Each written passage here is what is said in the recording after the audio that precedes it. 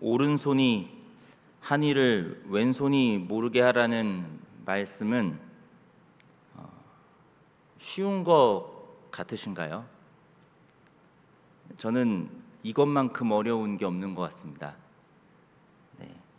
이거는 아무리 그 말씀을 계속 곱씹으면 곱씹을수록 사람이 스스로의 힘으로 지킬 수 있는 것은 아닌 것 같습니다. 저는 제가 한 일을 누가 좀 알아줬으면 좋겠어요. 아니세요? 저만 그런 거예요?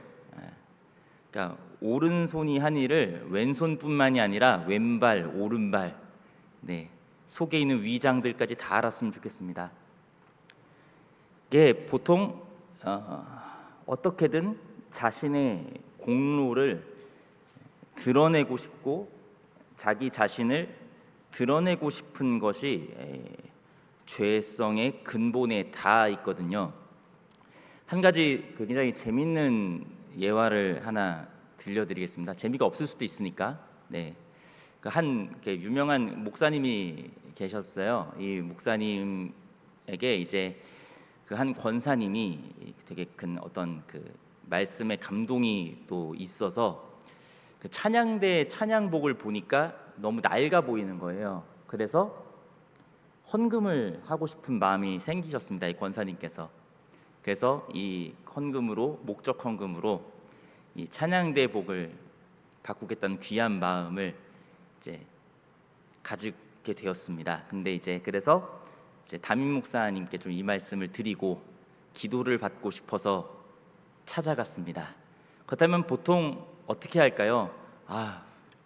너무 귀한 마음이십니다 하고 당연히 엄청 기도를 해드리고 같이 이렇게 기쁨을 누리는 게 보통의 모습 아니겠습니까?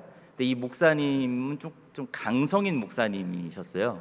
이 목사님은 어떻게 말씀하셨는지 아십니까? 왜 왔어요 여기? 왜 왔어요? 조용히 헌금하시고 가시라고. 근데 저는 굉장히 그래도 좀 너무 매정하다라는 생각이 들었어요. 이 말을 듣고. 근데 잘 생각해 보면 모르게 하라는 거예요. 주님만 아시면 되는 거지 왜 이걸 나한테 얘기하냐 이거예요.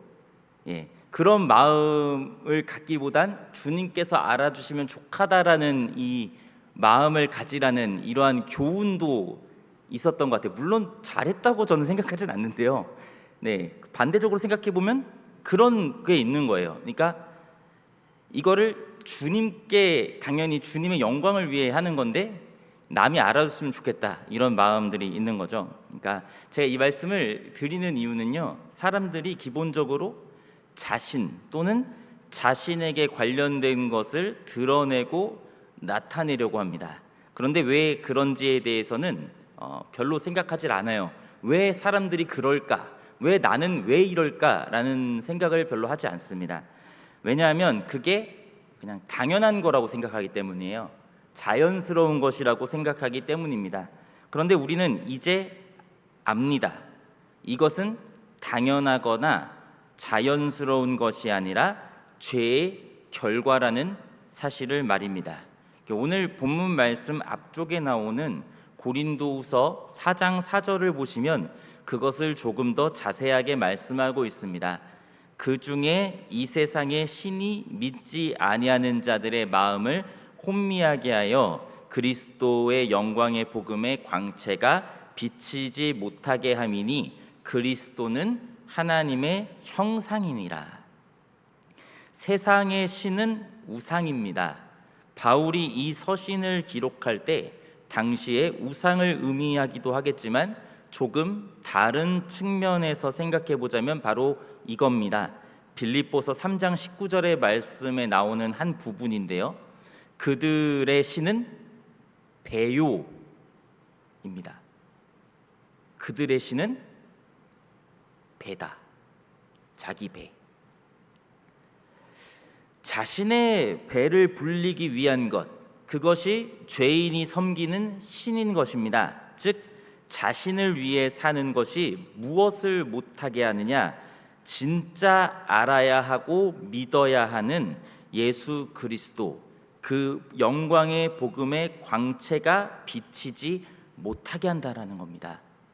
그러니까 이 자신을 우상으로 삼고 살아가는 사람은 이 예수 그리스도를 믿는 그 자리에 나아가는 게 어렵다라는 거예요.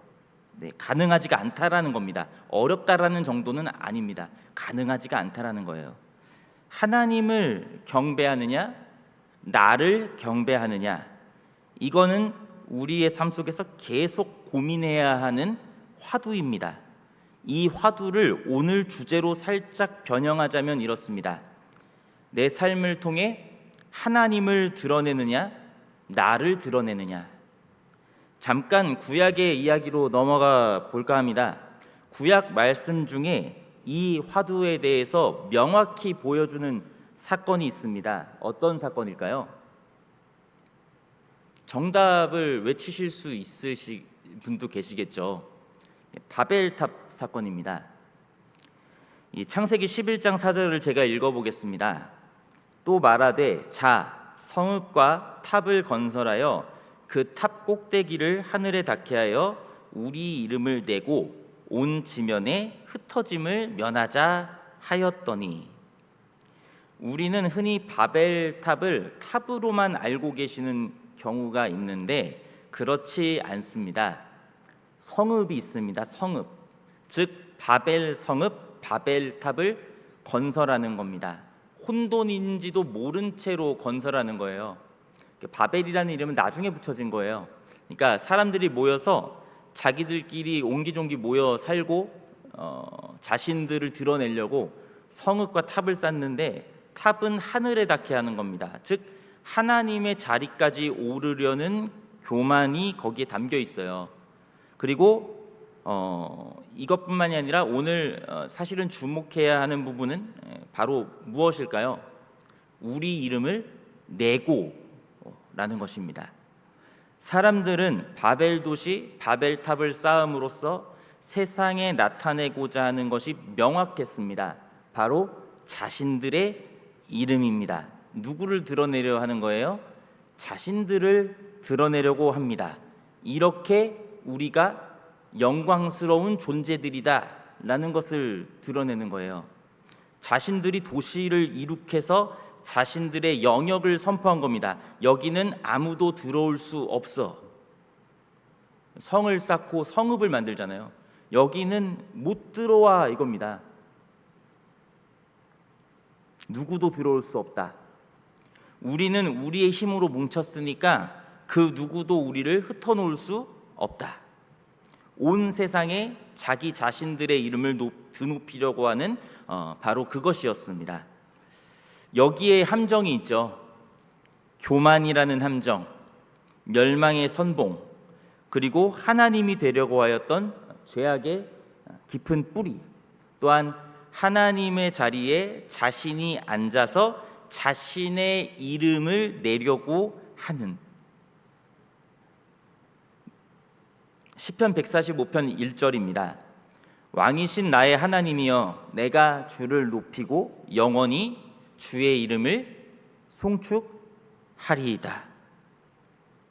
그렇다면 근본적인 질문을 한번 해야 됩니다. 원래 사람은 누구를 높여야 합니까? 온 힘을 다해 하나님을 높여야 하는 존재입니다. 그런데 사람은 보통 무엇을 높이나요? 우리의 자랑거리를 보면 금세 드러나요. 그러니까 예수를 믿는 게 자랑이신 분, 손 내려주십시오. 예, 은혜롭습니다. 예수님을 다 믿는 게 진짜 자랑이세요? 내 평생의 자랑이 예수 믿는 게 진짜 자랑이 되시냐고요? 그래야 되는데 다른 자랑거리를 예수님을 통해서 만들려고 합니다. 그게 아닌데 말이죠. 그러니까 원래 하나님을 높여야 돼요. 우리는 원래 그렇다니까요. 그러니까 기본적인 이 세팅값이 그렇게 있었던 게 사람이에요. 창조의 계획이에요. 하나님께서 하신 인간을 통해서. 우리는 우리의 삶과 우리의 예배를 통해 하나님만 높이는 것입니다. 하나님만 나타내는 것입니다. 하나님만 드러내는 것입니다. 예수 그리스도를 믿는 자는 그렇기에 세상에 자신을 나타내고 드러내는 삶을 사는 것이 아니라 바로 오늘 본문 5절 말씀처럼 우리는 우리를 전파하는 것이 아니라 오직 그리스도 예수의 주 되신 것과 또 예수를 위하여 우리가 너희의 종된 것을 전파하는 것입니다. 이것이 복음 전파입니다. 그렇기에 복음을 전하는 일은 사역인가요? 의무인가요? 아닙니다. 사역과 의무를 넘어서는 하나님의 창조 본연의 목적의 회복입니다. 사람이라면 마땅히 해야 할 일의 회복인 거예요. 오직 예수님이 우리의 주인이신 것, 내가 주인인 것이 아니라 예수님이 주인이시다. 또한 이것을 전하기 위해 주인 되었던 것을 내려놓고 내가 주인 되었던 것, 내가 주인 삼았던 모든 것들을 다 버려버리고 종이 되어 섬기며 전파하는 것, 이게 예수 그리스도를 믿는 믿음을 가진 자들이 살아가는 삶의 방식이라는 거예요. 그러면 이전과는 완전히 다른 삶을 살아가게 되는 겁니다.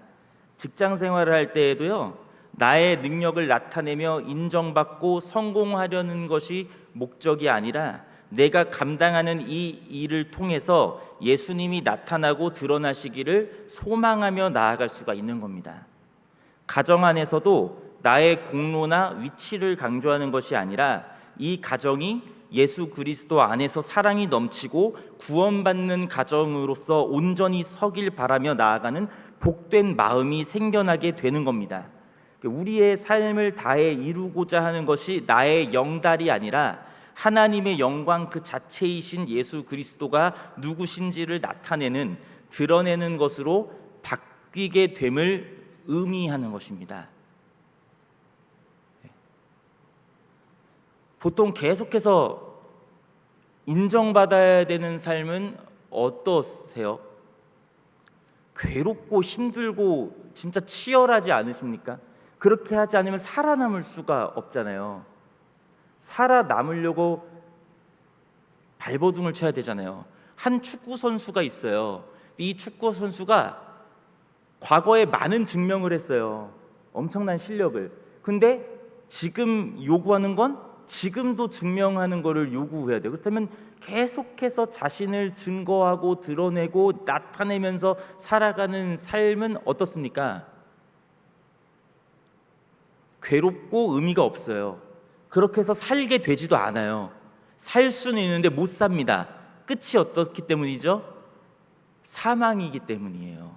그러나 예수님을 증명하고 드러내는 삶은 우리에게 무엇을 주는 줄 아십니까? 주 안에서 기쁨을 줍니다. 그리고 그 삶의 끝은 뭡니까? 영생이에요. 거기에만 생명이 있어요. 우리가 하는 모든 일들을 통해서, 우리가 살아가는 모든 것들을 통해서 드러내야 되는 건 이 거룩하신 이름이에요. 예수님의 이름이 나를 통해서 드러나면 나는 저 뒤에 있어도 되는 거예요. 성경에 적혀져 있는 사람들의 이름은 자기 자신을 드러내다가 이곳에 이름이 적혔습니까? 아니면 하나님을 드러내는 인생을 살다가 자기 이름이 적혔습니까? 아무도 자기를 드러내는 사람은 없는 거예요. 자기는 죽어도 예수님만 사시면 되는 거예요. 그렇게 될 때 이상하게 누가 삽니까? 진짜 이상하게 내가 살아요. 이상하죠? 죽어야 다시 사는 논리가 가능합니까? 이 논리는 기독교의 근본 원리입니다. 죽어야 다시 사는 거예요. 이게 부활의 능력이거든요. 예수 그리스도는 부활의 능력이에요. 예수 그리스도를 나타낼 때 사는 겁니다. 근데 계속 나를 나타내려니까 맨날 죽죠. 힘들고 죽겠죠. 나 오늘도 죽겠어. 오늘도 날씨가 더워 정말 힘들었어요. 네, 날씨가 더워 죽겠어. 이런 것들이 있겠지만 그렇지 않다라는 것입니다. 자, 그렇다면 서로 자기를 봐달라고 자기를 드러내는, 나 자신을 위해 살아가는 나의 삶의 주인이 바로 나이고, 그런 내가 모여서 마치 하늘 높이 올라갈 수 있다라는 헛된 믿음을 가지고 이룩하고 있다고 생각하는, 마치 바벨과도 같은 세상에서 예수 그리스도가 구주시라는 사실을 전파하고 외치는 삶, 이것이 바로 절대 세상이 감당하지 못하는 삶인 겁니다. 그렇다면 이렇게 예수 그리스도를 전파하며 이웃을 위해 헌신하는 삶은 어떻게 살 수가 있는 것일까요? 내가 스스로 판단하여 스스로의 힘으로 이러한 거룩한 삶을 시작할 수가 있을까요? 그렇지 않습니다. 잘 생각해 보십시오. 간단한 예를 들어서 우리가 오늘 이 자리에 함께 예배하는 것도 내 스스로의 판단과 힘으로 가능한 일이었는지, 그렇지 않다라는 거예요. 본문 6절입니다. 어두운 데에 빛이 비치라 말씀하셨던 그 하나님께서 예수 그리스도의 얼굴에 있는 하나님의 영광을 아는 빛을 우리 마음에 비추셨느니라. 흑암, 아주 어두컴컴하여 아무것도 볼 수 없고 아무것도 없는 어둠에 빛이 있으라고 해서 빛이 생겼습니다. 그것이 하나님의 창조 역사에 나타나는 모습입니다. 군대에서 흔히 고참들이 눈을 감아보라고 합니다. 앞이 보이냐고 물어봅니다. 안 보인다고 대답하면 그게 네 남은 군 생활이다 라고 얘기를 하는 우스갯소리들이 있습니다.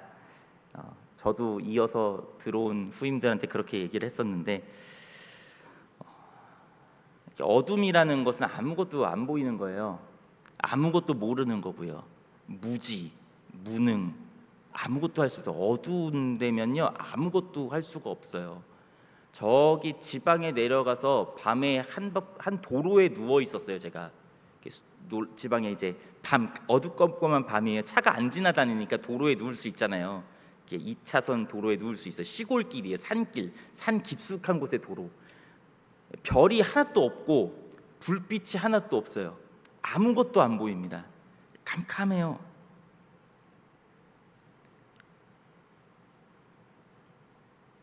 아무것도 아무것도 없는 어둠에 빛이 있으라라고 말씀하셨을 때 빛이 생겼습니다. 그것이 하나님의 창조 역사에 나타나는 모습입니다. 죄로 인해 나밖에 모르는 삶, 저주받은 삶, 저주받아 영멸할, 완전히 멸할, 육체 죽음뿐만 아니라 영적인 죽음과 영원한 죽음에 처해 있을 영멸할 존재였던, 어두컴컴하여 절대 빛을 볼 수 없었던 우리에게 예수 그리스도를 보내주셨습니다. 이 빛은 세상 그 어떤 빛보다 빛나는 하나님의 영광을 알게 하는 빛인 것입니다. 흑암이었던 우리가 이제 광명을 얻게 되었습니다. 예수 그리스도를 전파한다라는 것은요, 어두운 곳에 빛을 비추는 일입니다. 죄악이 관영한 세상이 죄를 깨닫도록 하는 사역입니다. 예수 그리스도를 믿어야 이 영멸할 존재가 구원을 받는 존재로 변한다고.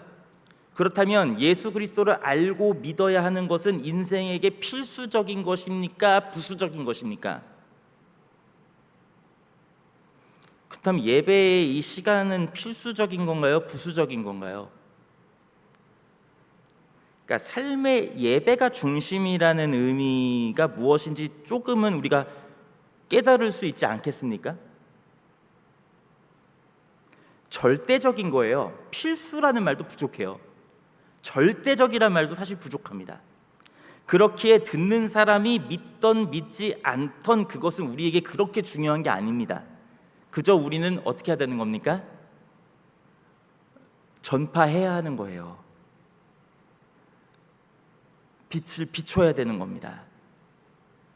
하나님께서 예수 그리스도를 우리에게 보내주셔서 믿게 하시지 않았으면 하나님의 영광을 알지도 못하고 나타내고 드러내지도 못하는 겁니다.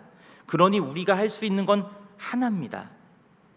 하나님께서 우리에게 예수 그리스도가 누구신지, 그분이 행하신 일이 무엇인지 늘 알려달라고, 무지한 우리에게 알려달라고, 보여달라고 그저 간청하고 기다리는 방법밖에는 없는 것입니다. 그러니 기도를 하지 않을 수 있겠습니까? 의무가 아니게 되는 거예요. 기도는 그래서 생명과 직결이 되는 거예요. 말씀과 기도는 늘 생명과 직결되는 겁니다. 우리가 사는 방편이에요. 우리가 숨 쉬는 방편인 거예요. 질그릇 같은 인생에게 보배를 주셨습니다. 던지면 깨져요. 계속 박살나요. 그런데도 보배를 주셨어요. 그 질그릇에 예수 그리스도의 복음, 그리고 그 능력은 이 보배를 주신 하나님께 있는 거지 우리에게 있지 않습니다. 그러니 늘 우리가 이 보배가 보배인 것을 정확히 알고 이 보배를 나타내는, 드러내는 능력을 구해야 하는 것입니다. 이것을 다른 말로 무엇이라고 얘기하겠습니까? 예수 충만이라고 이야기를 하는 겁니다. 이 안에 주신 보배, 예수 그리스도를 늘 충만하게 해달라고, 바꿔 말하면 또 뭐라고 얘기할 수 있겠습니까? 성령의 충만입니다.